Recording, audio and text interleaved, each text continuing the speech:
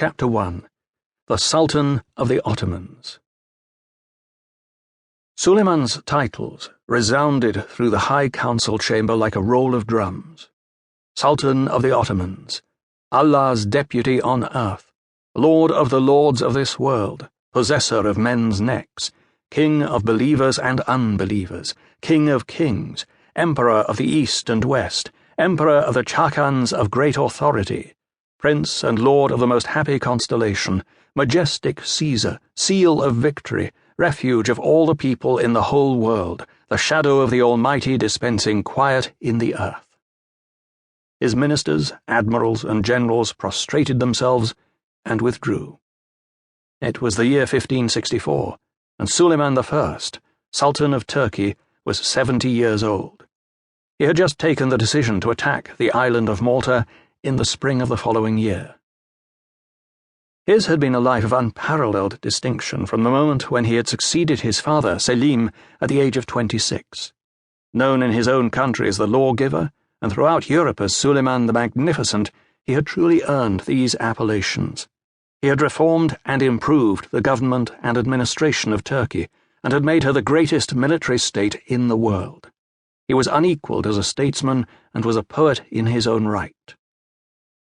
If the Turkish people for these reasons called him the lawgiver, the people of Europe for their part had good reasons for conceding to him the respectful title of the Magnificent. His conquests alone justified it, and Europeans have always lavished more respect upon conquerors than upon lawgivers. In the course of his sultanate, Suleiman had added to his dominions Aden, Algiers, Baghdad, Belgrade, Budapest, Nakhchivan, Rhodes, Revan, Tabriz, and Temeshvar.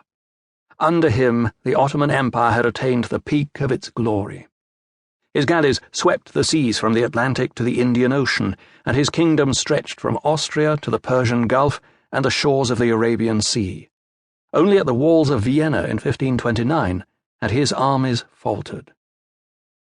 At the age of 70, with so many resounding triumphs behind him, it might have been expected that the Sultan would wish to take his ease and watch the decline of day over the Golden Horn.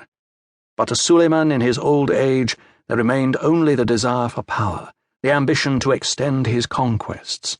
Even if he had not been ambitious himself, those who surrounded him would never have allowed him to rest. "So long as Malta remains in the hands of the knights," wrote one of his advisers, "so long will every relief from Constantinople to Tripoli run the danger of being taken or destroyed." "This cursed rock," wrote another, "is like a barrier interposed between us and your possessions. If you will not decide to take it quickly, it will in a short time interrupt all communications between Africa and Asia and the islands of the archipelago." It was 42 years since Suleiman, in the prime of his life and at the head of a vast fleet and army, had driven the Knights of St. John from their island fortress of Rhodes. He had felt for them then an unwilling but respectful admiration. Had he not said in the presence of his advisers, "It is not without some pain that I oblige this Christian at his age to leave his home"? It was the sight of the 70-year-old Grand Master, Villiers de l'Isle Adam, preparing to embark with his knights from the captured island that had prompted this reflection. Now, at the same age himself, the Sultan was less moved by chivalry and more by a desire for vengeance. The sandstone rock of Malta had proved an even greater irritant than Rhodes. Rhodes had been so close to the shores of Turkey that, in the last years of their residence there, the knights' sallies had been almost neutralized. The movement of the Order's galleys had been quickly made known to the captains of the Sultan's warships and merchantmen. Yet even so they had still managed to harry the trade of the Levant and interrupt the shipping between Alexandria and Constantinople. Malta, however, was worse, because it was so far distant from Constantinople that it was less easy to spy upon the Order's movements.